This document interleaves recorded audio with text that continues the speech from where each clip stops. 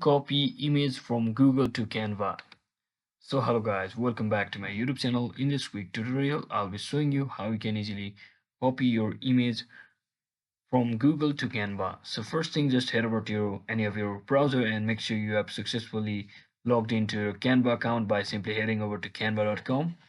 So another thing what I can do is just searching for any type of logo or image that you want to copy. So let me just copy the NVIDIA logo from over here. So just tap on any image just like this and just right click from over here and you can see the option called copy image. So just copy the image. As you can see, my image has been copied.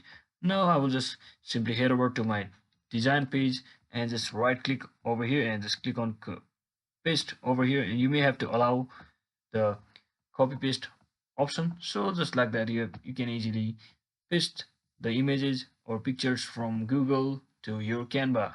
So I hope this video was helpful guys. If it was, don't forget to like and subscribe to the channel. See you on the next one.